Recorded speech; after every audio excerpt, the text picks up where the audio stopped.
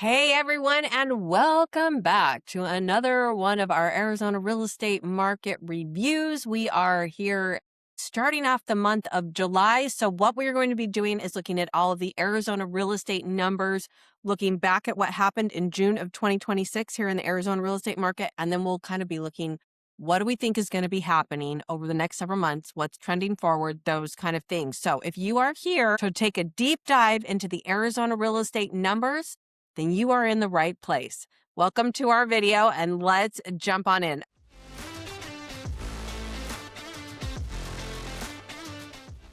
Okay, if you've been to one of these before, you know that the first thing on the dock here is to look at the Arizona factoids. So let's jump right in right now and have a look at these and go through the numbers as quickly as we can here. Okay.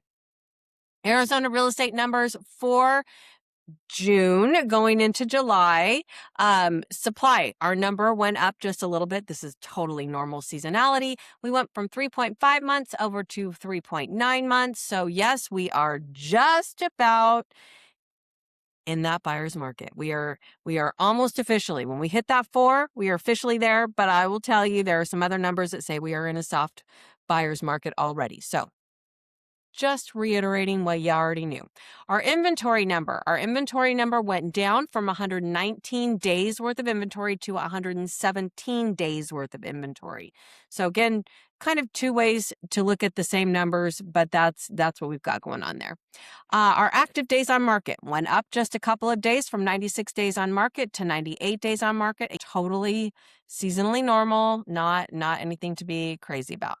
We are looking at the entire state of Arizona. So remember, your neighborhood, your city, all those could be just a little bit different.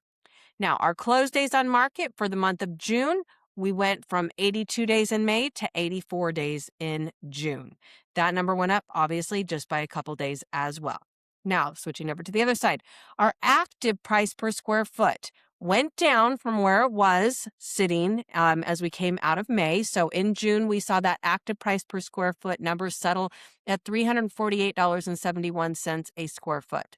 Now, again, take that against the sold number. Our sold number price per square foot went up to $303.79 a square foot. Again, we're talking all of everything, okay? Average sold was $629,389. That is up from the previous month as well. And our median sold last month actually bumped up just a little bit to $455,000. So it came back to $450,000. It's almost like nothing just happened, and I'll show you why when we go down to these bottom numbers, but it did fluctuate by $5,000, so I did want to make sure that I got that for you. Okay. Our average sold for the last 12 months, yet again, we have hit another all-time record high. All right, all-time record high for the average sold in the last 12 months. We were at $611,934. And our median sold over the last 12 months has stayed for over 2 years now at $450,000. All right, that's why I'm like that median sold number from May to June and now June to July it's inconsequential at best. So just wanted to make sure that you see that. Our appreciation price per square foot over the last 12 months, it went up from last month to this month. So we're now seeing a 0.7% appreciation price per square foot. Our last 30 days saw an actual massive jump, okay?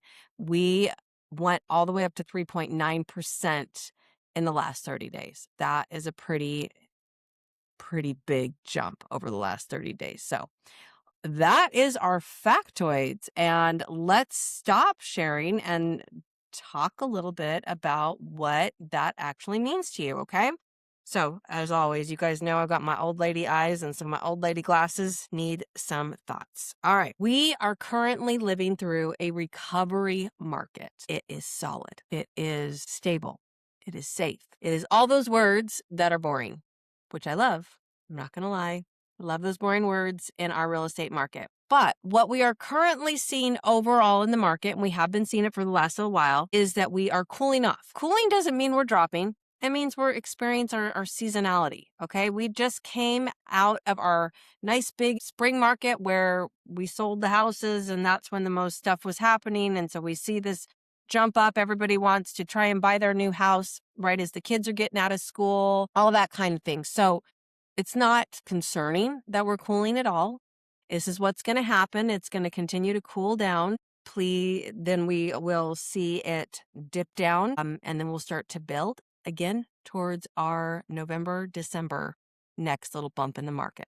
All right. So yes, we are cooling just a teeny bit, but it is seasonality and I don't want you to worry about it. All right. Everybody is asking why? Why, Katie? Why is it cooling? Why are we not seeing more houses moving? Why are we in a buyer's market? These are very common questions that we're getting right now. So we've talked about it in past months, but it's worth reiterating again. Affordability.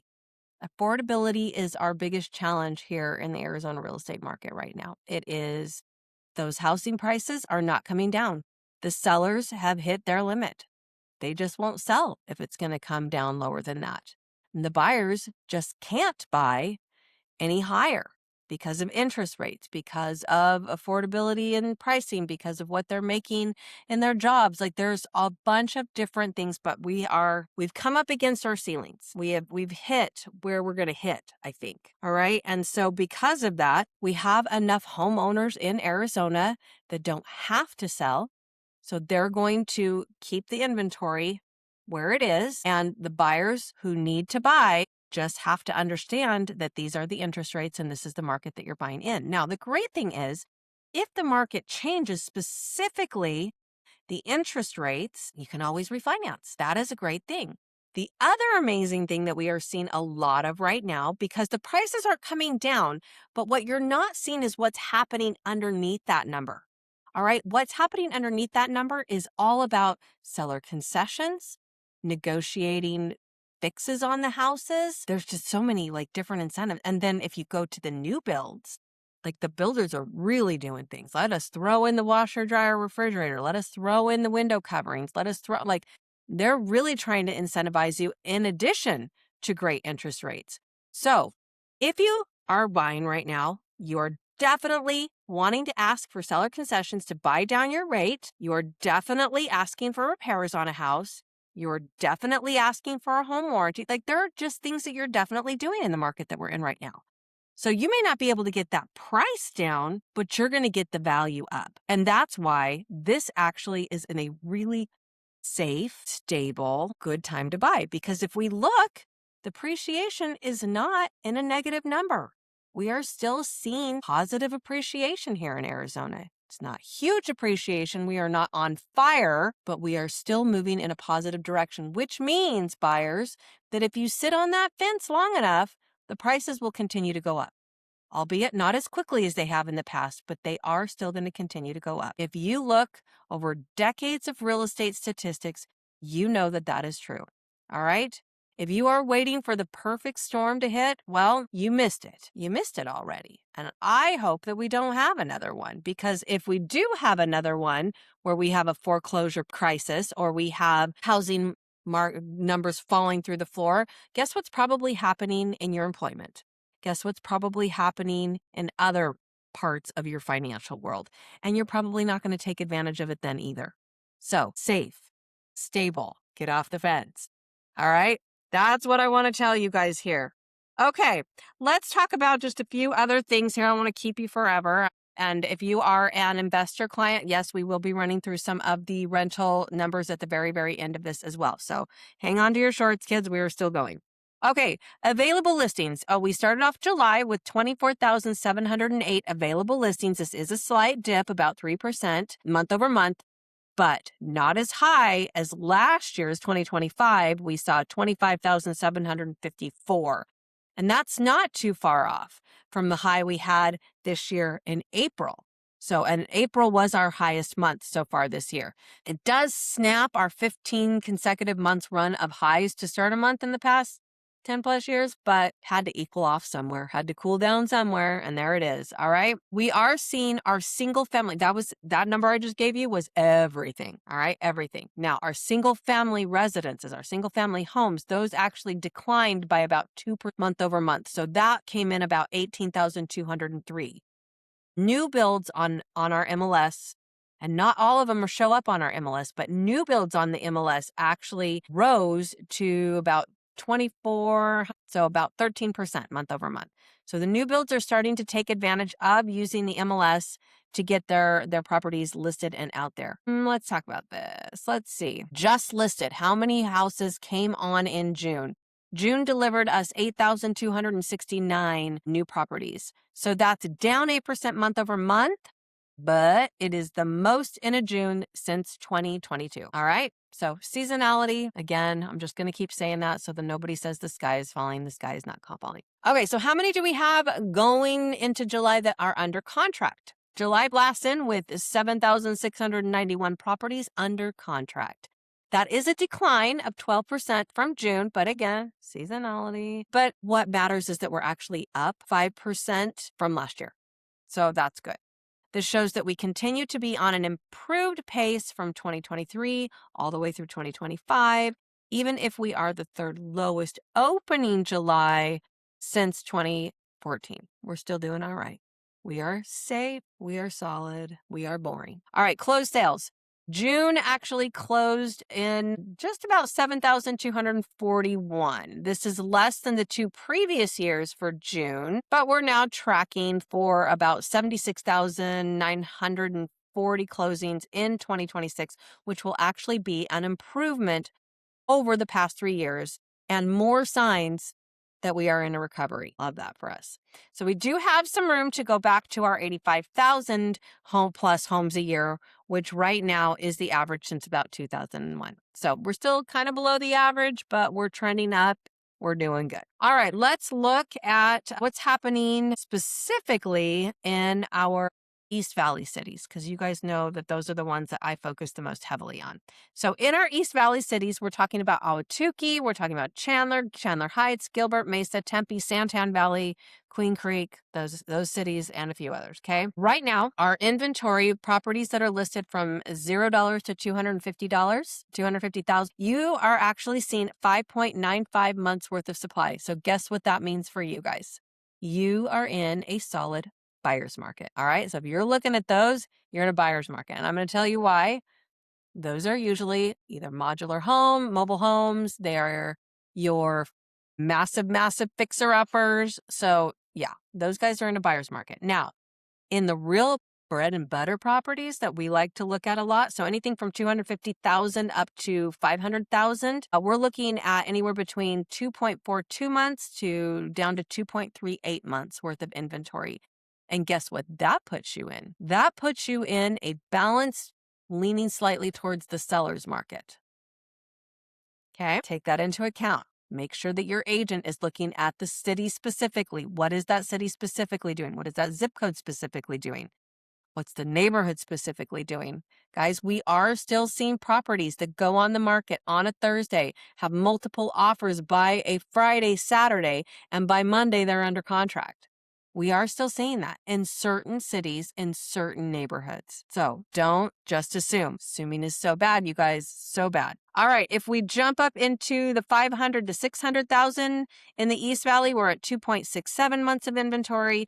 600 to 800, we are at 3.07 months worth of inventory. 800,000 to a million, 3.36 months, and then 1 million plus 3.94 months. Now, let me just give you a little refresher on what those months mean. 1 to 2 months worth of inventory, that's a seller's market. 3 months, that's a balanced market. 4 to 5 months, that's a buyer's market. All right. So make sure that you're keeping that in mind when you are looking at the houses to buy. Okay, let's jump over here. We're going to jump over to our rental market really quick. So for all of my investor clients, all my friends who have rental properties, you guys have some positive news. Asia with Quantum Homes was really excited to give her our report this month. She had some real positive things to say, and she did want to remind us that August is the peak month in rentals. That's when most people turn over their rentals. That's when stuff happens. So August is the peak month, always in Arizona. So we are leading up to that peak month, and she is pleased with what we are seeing out in the rental market right now. She says affordability is still the thing, even though the rental market sweet spot is, somewhere in the $1,500 to $2,500 a month range. You still got to make sure that what you're putting in that range is worth the value. So if you're overpricing, you're in trouble, even if you're within that sweet spot. Okay. So here's what she had to say to us. Active rentals, there's currently 4,730 listed. That is an increase of 17.8%. Our new listings that came on, 2,739. That is an increase of 21.5%. Now, this is the one she was so excited about, you guys. Under contract. 835 of those properties went under contract. That is actually, this is why she's excited, 107.2% improvement from the month prior. You can see we are gearing up. Our closed rentals, there were 1,311. That was a 4.4% improvement. And our average days on market right now, 48 days, which is an increase of 2.1%. So our price range there, under $1,000 a month, there is 4.41 months worth of supply. They are sitting at a 98.6 rent to list ratio. Our $1,000 to $2,000 a month is 3.47 months of supply, and they are sitting at 99.8% to list ratio. There's your sweet spot, kids. $2,000 to $3,000 a month, we are sitting at 2.95, and guess who hit 100 rent to list ratio? $3,000 to $4,000 a month, 4.73 months worth of supply, 99.9% to list ratio. 4,000 to 5,000, 6.60 months worth of supply, 99.2% rent to list ratio. And 5,000 plus, this is in the luxury. These guys have way too much inventory at 10 months, 10.23 months worth of inventory. And right now, when they finally get to the right number and they finally get rented, they're at 99.5% rent to list ratio. Okay. So 60-day outlook from Asia. Expect inventory to continue to grow through the remainder of the summer as tenants gain more choices. Pricing strategy and presentation will become even bigger differentiators than they already are today. Even though inventory is increasing, your demand remains very healthy. Rent growth has largely leveled off. We're not seeing a whole lot of new rentals come to market. Well-priced homes continue to be leasing near their asking price from closed rentals, not active competition. All right, so if you are putting a house on the market right now, you want to price according to what's already closed, not against what you're competing against. It's the closed ones that are telling the story. So make sure you're listening to your property management company there. Vacancy still costs you more than a strategic price adjustment. If you are in need of property management services, that is not something that I do myself, but I have partnered with Quantum Homes and Asia, and they are fantastic. And as far as their statistics, they are constantly outdoing the regular market out there. So I would highly recommend them. Let me know if you need their contact information. I would be glad to share that with you. They are fantastic. So let's wrap up this long form video. As always, you guys, I am here to be a resource to you. I appreciate you staying to the end of this. You guys are incredible. I hope you got some value. If you found something that you liked in this video, please give us a subscribe, give us a thumbs up, give us a comment on something that you felt was really important to you in the comments on this video. And otherwise, we'll see you in our next video. Thanks.